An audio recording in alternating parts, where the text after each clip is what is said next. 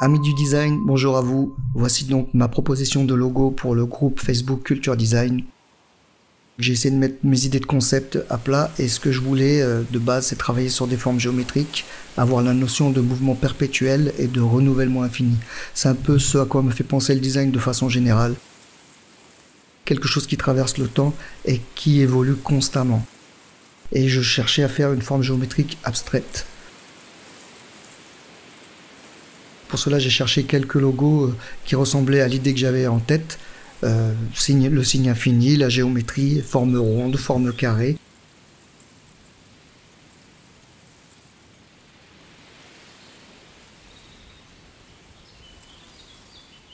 Et ensuite, j'ai croqué quelques dessins. Je me suis pas vraiment attardé, j'ai pas fait énormément de trucs. Les idées premières, on va dire, que j'avais dans la tête, c'est ce que j'ai essayé de croquer pour voir un petit peu ce que ça pouvait donner, avoir un visuel, avant de commencer à travailler dans les logiciels. Donc il y avait le losange qui m'intéressait et le signe infini. J'ai essayé de m'éloigner le plus possible des lettres C et D, mais malheureusement, vu que ce sont des belles formes géométriques, j'ai vraiment pas réussi à le faire. Donc c'est ce par quoi j'ai commencé, à mettre des ronds dans des carrés dans des ronds. Essayer d'avoir quand même quelque chose qui soit sous-entendu.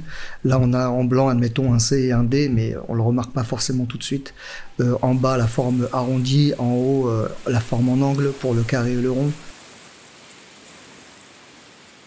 Et la base de la plupart de mon travail, c'est ce que ça a été, du carré et du rond.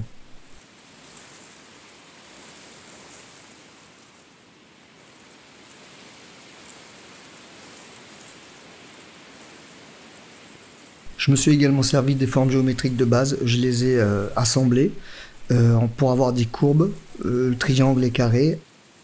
J'ai utilisé des couleurs comme ça pour voir un peu ce que ça donnait, des couleurs en transparence. Et le fait d'avoir le triangle sur le côté, ça donne une idée de dynamique.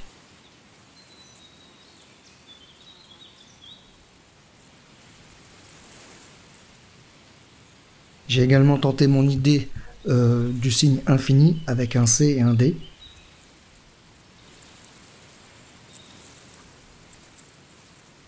Mais à la fin du logo, j'avais l'impression d'avoir déjà vu ce logo. Alors, je sais pas, mais en tout cas, c'était pas quelque chose qui était qui m'a paru vraiment original, quoi. On dirait que enfin, j'ai déjà vu ça, quoi. Ensuite, à partir de deux carrés, j'ai cherché à reproduire une forme abstraite. Donc j'ai fait plein d'essais. J'ai retiré des choses, j'en ai ajouté, j'ai testé avec des couleurs pour voir ce que ça donnait. Au final, là, ça me fait penser à un C ou deux doigts qui tiennent, on va dire, un losange. Ça donne l'idée de quelque chose de précis.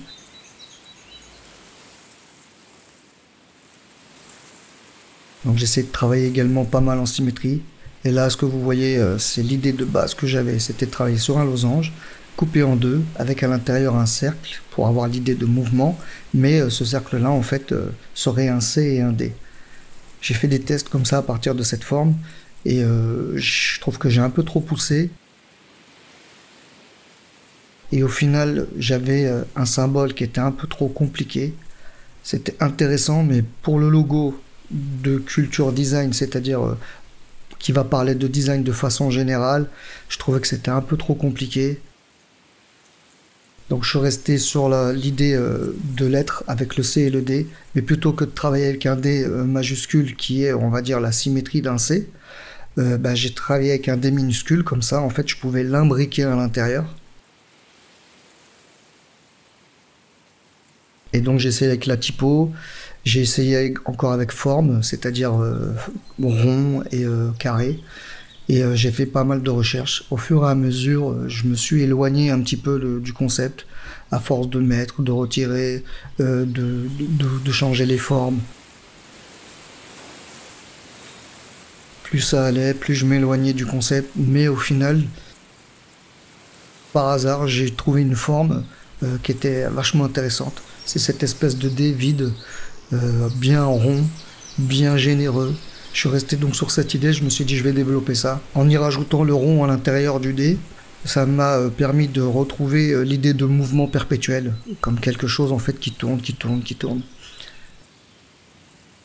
J'ai mis également une typo qui est assez ronde, Mais au final, je me suis dit non, je vais essayer de contraster avec une typo qui soit au contraire un petit peu plus rectangulaire, même si elle aura quand même des petites touches rondes. Pour les couleurs, j'ai choisi les couleurs de la photo que j'avais mis sur le groupe, c'est-à-dire un vert turquoise et de l'orange. Je me suis dit je garde ces couleurs-là parce que je les apprécie quand même pas mal. Et bah voilà quoi, c'est pour rester un petit peu dans le sujet dans lequel on était. Mais tout compte fait, j'ai travaillé d'autres couleurs par palette de 3 couleurs, avec une couleur en fond, 2 pour le logo. Je suis resté sur les teintes de bleu-vert, bleu turquoise, vert turquoise, et de couleurs un petit peu plus chaudes, comme le jaune, des couleurs d'entre-deux, entre jaune et vert.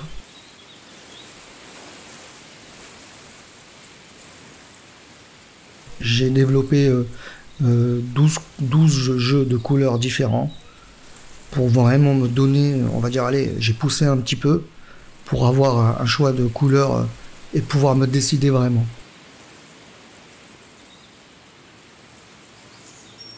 Je trouve que les jeux de couleurs sont vraiment intéressants.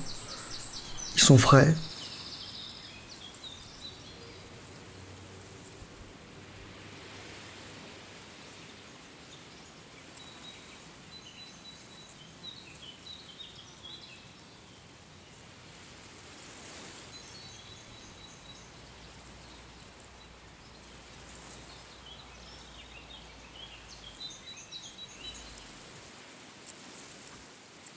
Donc au final, après tout ça, bah, on a fait tomber ça dans un entonnoir et j'ai choisi 2 jeux de couleurs, tout en restant sur mon premier choix, avec un autre choix que je trouvais aussi bien frais, mais qui n'allait pas fonctionner sur du blanc. Donc là, ça y est, j'y prépare mes fichiers, les fichiers que j'allais vous présenter. Donc la présentation du logo, la couverture du groupe Facebook et également les mock-ups de t-shirts.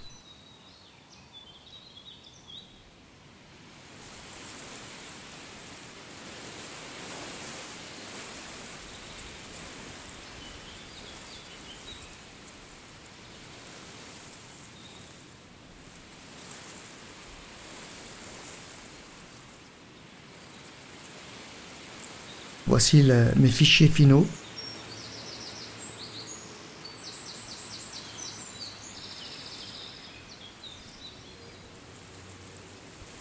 Le logo passe super bien, je trouve. Il passe crème sur le t-shirt, que ce soit sur fond blanc ou sur fond noir.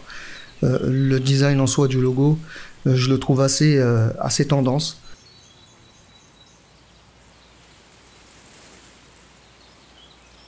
J'ai créé un groupe pour vraiment mettre une vraie mise en situation et vous montrer ce que ça donnerait sur le groupe. J'ai téléchargé les fichiers, j'ai également mis la couverture. Vous avez en situation réelle ce que pourrait devenir le groupe avec mon logo.